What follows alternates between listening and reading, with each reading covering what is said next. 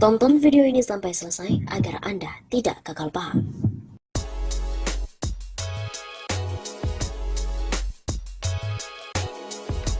Kekuasaan Jokowi hampir menemui ajal. Kekuasaan Joko Widodo hampir menemui ajal karena sudah tidak mendapat kepercayaan rakyat. Demonstrasi di berbagai daerah menunjukkan Indonesia sudah tidak punya presiden lagi. Kekuasaan Jokowi ini hampir menemui ajal. Rakyat sudah tidak percaya lagi pada penguasa.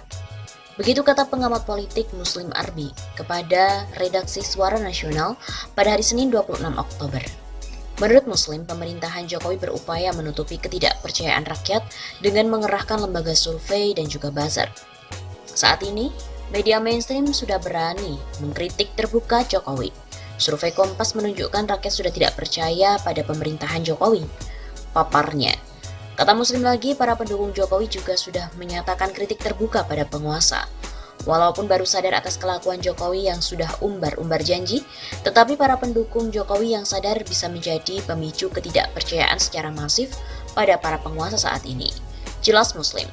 Selain itu, ia juga mengatakan kekuasaan Jokowi harus merespon aspirasi rakyat agar tidak menemui ajal.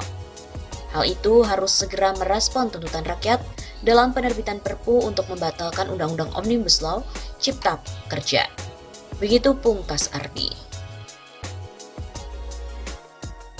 Pihak istana pun tidak marah ataupun membantah menyikapi hasil-hasil survei yang menyebutkan bahwa kepercayaan rakyat pada Presiden Jokowi menurun.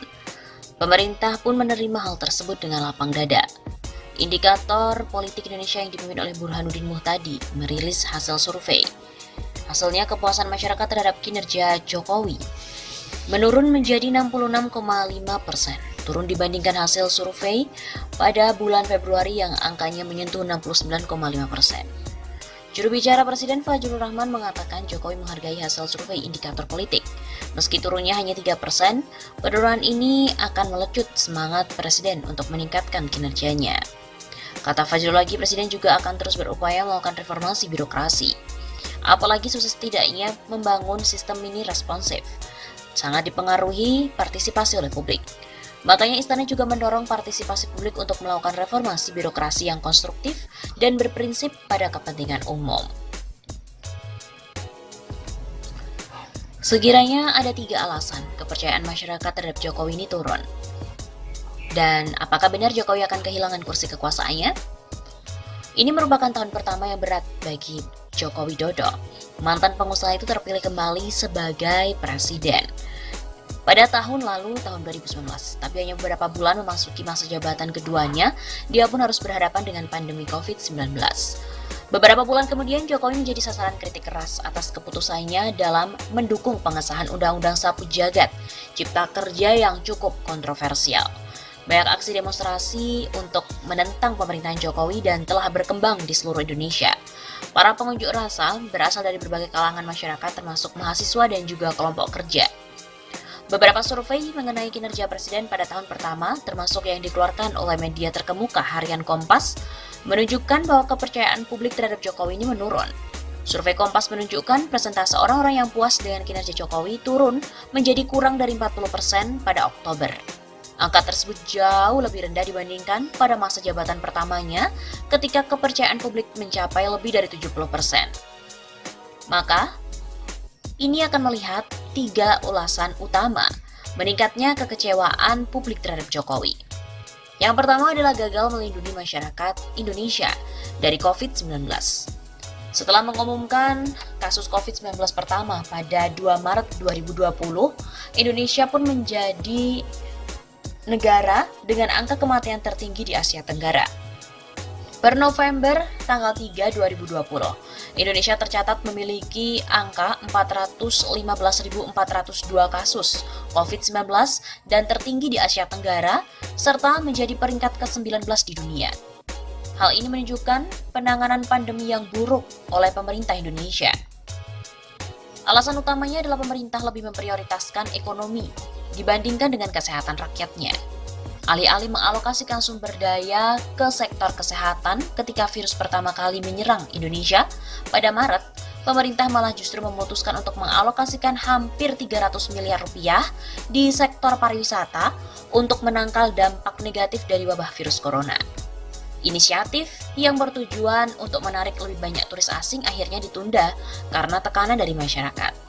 Sementara negara-negara lain berhati-hati dalam mengambil keputusan untuk menangani COVID, Indonesia justru sebaliknya.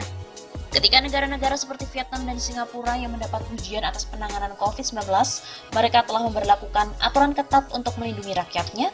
Sebaliknya, pemerintah Indonesia justru hanya memikirkan agar aktivitas ekonomi tetap berjalan normal.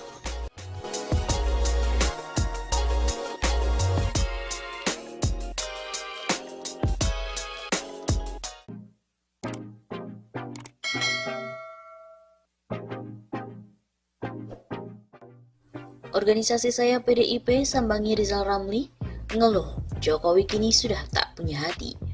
Organisasi saya PDIP yang berkontribusi besar terhadap pemenangan Joko Widodo, baik menjadi wali kota Solo, Gubernur DKI Jakarta hingga Presiden RI mendatangi ekonom senior Rizal Ramli.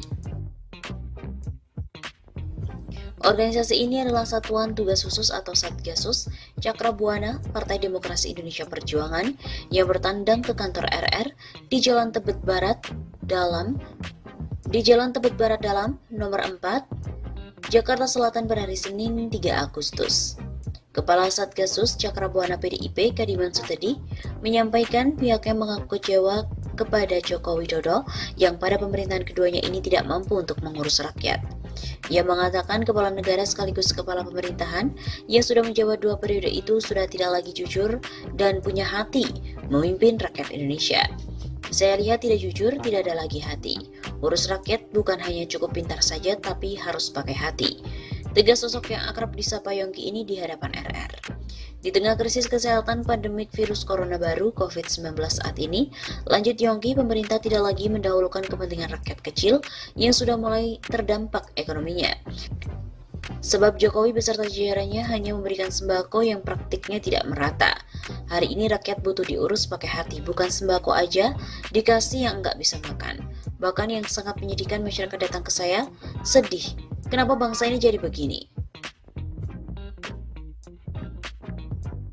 Dalam pertemuan tersebut, Yongki membawa puluhan personel Satgas Cakra Buana PDIP dan juga menyampaikan keluh kesahnya kepada RR terkait penanganan COVID-19 yang dikerjakan pemerintah hingga hari ini. Bahkan dalam pertemuan tersebut hadir pula Laskar Betawi yang juga merasakan dan menyampaikan hal yang serupa dengan Satgas Cakra Buana PDIP.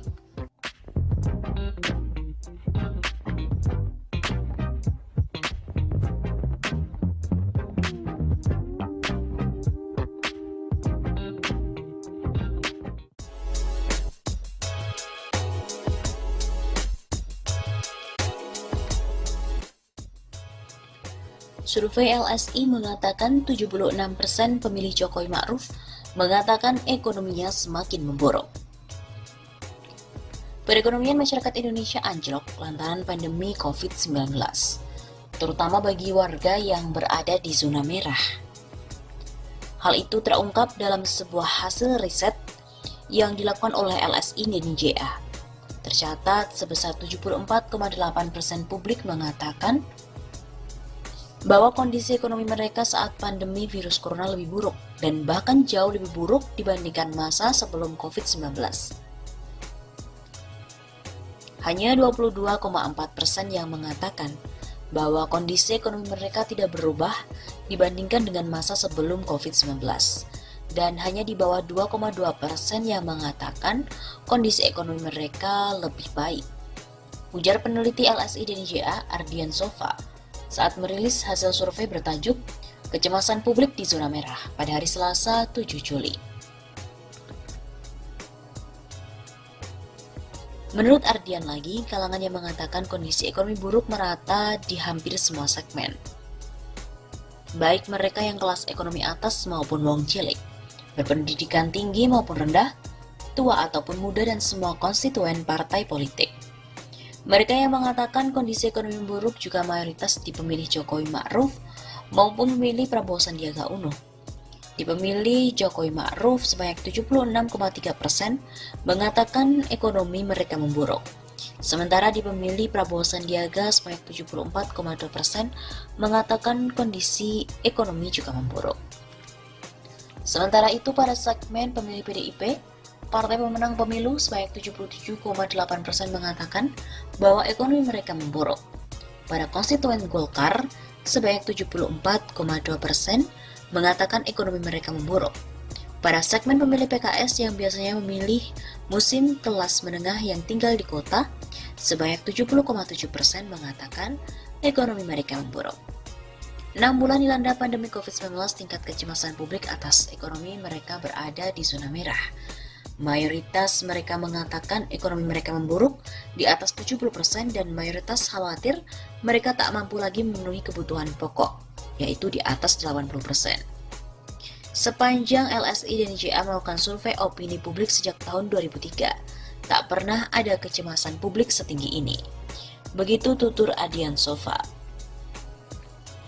Karena itu, menurut Ardian, pemerintah sebaiknya menghindari untuk membuat kebijakan yang semakin memperburuk kondisi ekonomi warga. Kondisi masyarakat saat ini ibarat rumput kering yang mudah terbakar, sebab persepsi publik berpotensi mengubah krisis kesehatan menjadi krisis sosial dan politik.